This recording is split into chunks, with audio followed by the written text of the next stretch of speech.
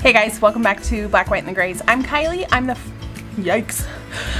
the farmer here at Dragonfly Station, our small farm located in Central Oregon. We are a growing zone 3 with a frost risk all year round. So what I'm talking to you about today, if I can grow, so can you.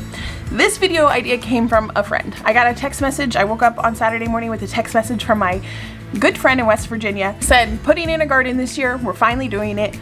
Give me your 5 top things to grow for spring. And I ended up calling her because it's a lot easier to talk than to text about this information. We talk to you because the same way I did with her, and to tell you why I picked these varieties knowing what I know now. I've got a few years under my belt, and I actually started growing on my own in West Virginia, and that's where I had my first garden. There it was really successful with hardly any work, just because it's way easier to grow there than it is here. So these varieties will work in a warmer climate and also in our more extreme climate. I know I have a lot of new local subscribers, and I'm so glad that you're here. And let me know if you're local down in the comments, or if you're not local, let me know where you're coming from. And if you know your growing zone, that also, because I'm just curious from where all you guys are from. So my 5 varieties, one, I think people are gonna be like, what? Those you're recommending for first timers? But it's the type I'm gonna recommend. So the first one is carrots. Carrots can be extremely difficult to grow, especially if you're a new grower and don't thin them. They want to be thinned, and if you don't, they're gonna be tiny and spindly and you're not gonna get any harvest. And also, if your soil is too compact, or you have too much nitrogen. If you have too much nitrogen, you're gonna get a bunch of green and no carrot. And if your soil's too compact, your carrots are gonna go crazy. So there's a lot of ways to mess up carrots, except for this one variety I'm gonna recommend, which is the Parisian market carrot, which is so cute. They're these cute little chubby carrots that look like radishes and grow a lot like radishes as well. They're my most favorite carrot to grow, just because of their taste and how easy they are. I grow them like I do a lot of the things I'm gonna tell you about today. I take the end of my rake, kind of do a skinny trench and sprinkle the seeds. I don't thin them, I don't do anything, and I cover them up and they start germinating. They take a little, carrots in general take a little longer to germinate, and I'm always like impatiently waiting for them to pop up. I am that type of farmer that's going out there like picking at the soil to see if there's any life underneath and make sure all my things aren't doomed. And these will pop up. They will. They're a wonderful variety. They're great for fresh eating. Succession sowing is planting them every few weeks. 2 weeks seems to be the sweet spot for these guys to get a continual harvest all season long. They're so great. The next variety I'm going to talk to you about is green onions. And this is green onions you also have to succession sow. A lot of times I want to recommend things that you get a continual harvest off of, which I do have some things that are like that, where you don't have to replant.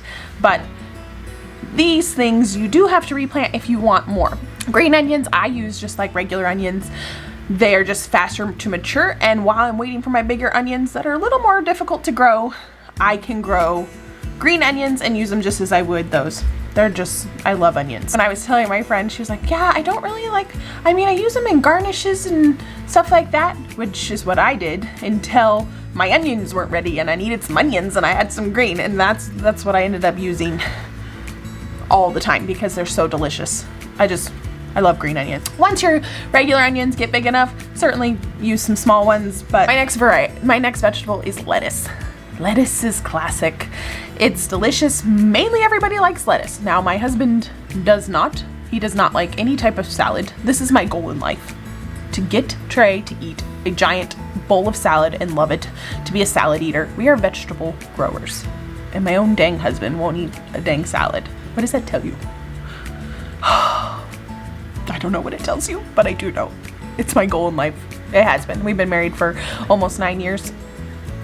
He will look at my salad and say it looks delicious and still not want to eat it. One day, I tell you. Lettuce is great. I do the same thing as I do my carrots, and I just do the little trench, sprinkle the lettuce. I like my lettuce to be grown a little thicker. If you look back on any of my older videos, you will see that.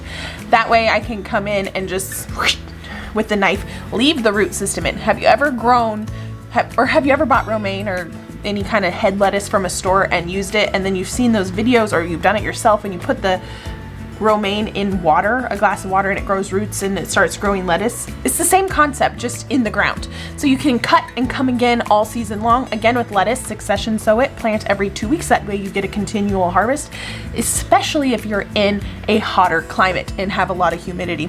Even in our climate where we get up in the 90s in the day and dropped really cold at night, we still have a problem with heat. So it's great to succession sow, like I said, every 2 weeks. Then the amount you can grow, I don't know how, it's the amount you grow on all these things is for each family, depending on how much you go through. I will say with those Parisian market carrots, we go through them really fast. Really fast, just for fresh eating with the boys and putting them in salads and roasting them and all the things you can do with carrots. The next thing I'm going to recommend growing is peas, just because I love peas, and even more I love peas now because we have learned some family history. And my great grandmother Mary, she came over on the Oregon Trail, and she was also had a love for gardening, flowers and vegetables, and she packed all her seeds from the East Coast to Oregon, and they were one of the first wagon trains to come over on the Oregon Trail, and she packed her seeds for 6 months and then waited another 6 months to plant them when she got here till spring. And that was the first fresh vegetables that her family had had in over a year. So, and peas was the only thing she let them dig out of the bag to make pea soup with. I think she only let them like once or twice on the Oregon Trail to have something sort of fresh to eat.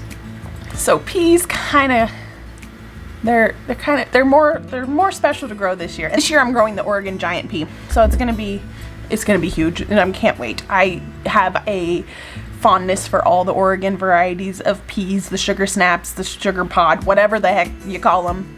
They're so good. They're the best ones. I have grown a ton of peas. Those are by far my favorite, and we're gonna be selling them also for wholesale. So the peas I recommend, you can also succession sow them to get a continual harvest, and they're just delicious. Even if you don't succession sow them, they just keep going. Keep picking them. My kids just love going out there and picking them off the vines. They're so good. And the next one, I actually have a bonus for you. So this will be 6 things. So the next one is kale. Kale, I just love. It's so versatile. It's so hearty. It's so delicious, and I love it so much. I love kale. It is my favorite green. Hands down, my favorite green. I love kale, and I actually just like it in chopped salads. It adds just a ton of texture and crunch, and it's so good. I also love it in soups, and Trey will eat kale also. He likes kale and spinach. So those I'm gonna grow so he will eat those, he will eat them cooked. So one day, raw. Kale, continual. The more you harvest, the more you get. I pick individual leaves. I don't cut it down for like you can with lettuce. I just pick the bigger the leaves, I pick those off the bottom and let it keep growing. It'll grow. It'll just keep going, which I love. You can succession sow it, which I have, and that's fine, but I have found the same plants carry me through the season just fine. Could be our climate.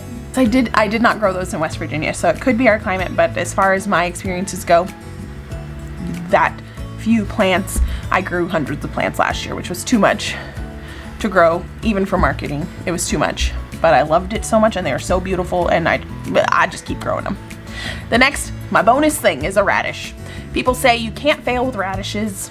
You can. I've done it many a times, and the reason I didn't put it in my top 5 is because most people, unless you love radishes, if you love them, go to town, grow them like crazy. I do not. The one I have found, one way I love them is pickling them. I love to pickle them, and then you can put them in your salad that way. I don't care for a fresh radish.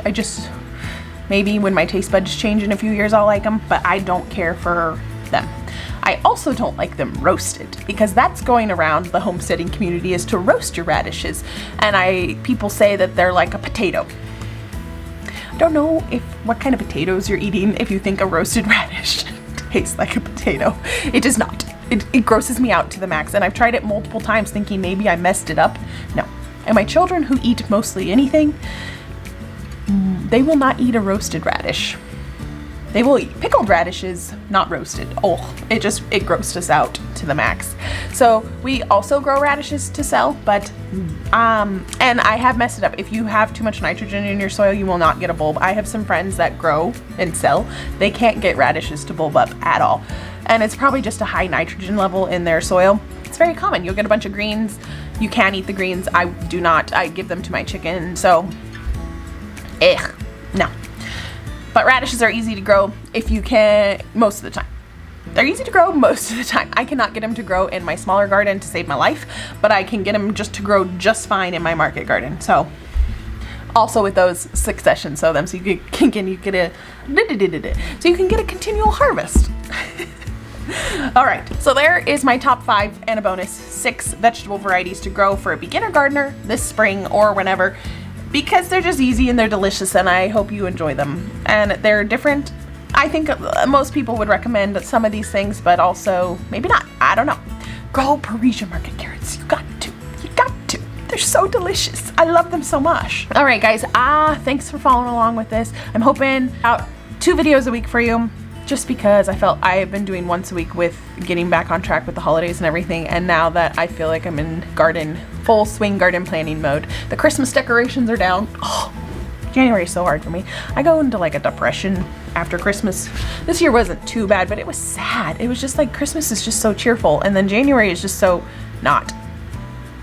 And if you're a southern grower, you might be gearing up to start seeds in a couple weeks, and we got a few months, people. So hang on, spring is a coming, but enjoy winter, enjoy the rest, and I will see you on the next video. Bye, guys.